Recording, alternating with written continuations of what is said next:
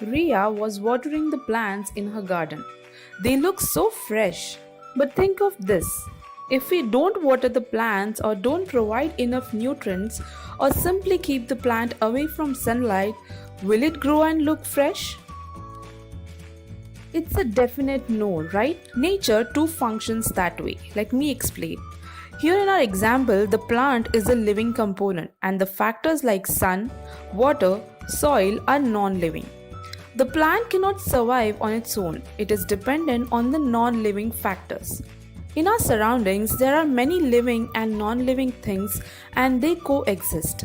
They constantly interact with each other. This is what an ecosystem is.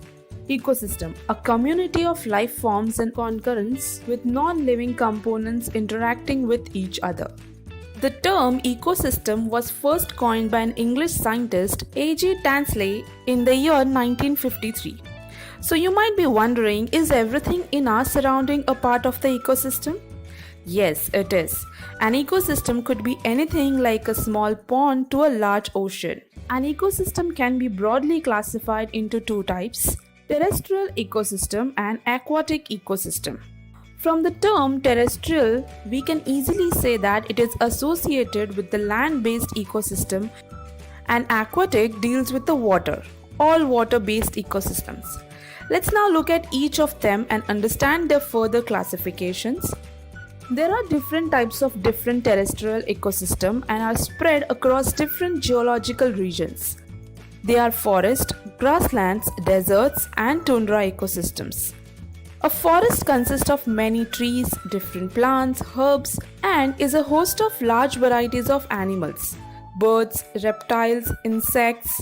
Again, here the living and the non-living factors coexist.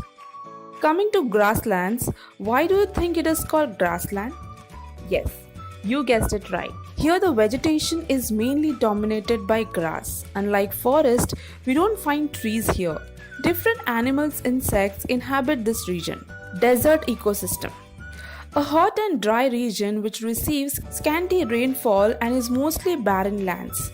If you compare with forest, the variety of plants and animals are not found here. Only the plants like cactus, animals like camel are found in this region who can withstand the climate here.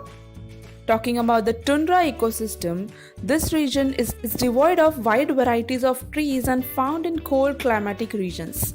The regions are covered with ice most of the time. The plants and animals in this region are adapted to survive in extreme cold. Here we cover the different terrestrial ecosystems. Now let's explore the aquatic ecosystems now. We all know that there are two main types of water based on salt concentration. Even the ecosystem are classified based on the same. Can you recollect them? They are the marine ecosystem and freshwater ecosystem. The marine ecosystem contains higher salt concentration in the water and includes seas and oceans. They have a wide variety of organisms present in it. The freshwater ecosystem have lesser salt content in the water and includes rivers, ponds, lakes, streams. The variety of organisms is comparatively lesser. So with this, we end our session today. Here we saw what an ecosystem actually is and the classification of it. In the next session, we'll discuss structure of the ecosystem. So stay tuned with us. Hope you have found this session informative. If yes, then what are you waiting for? Hit the like button and subscribe to our channel. Press the bell icon to stay connected. Until next time, keep watching, keep learning. Thank you.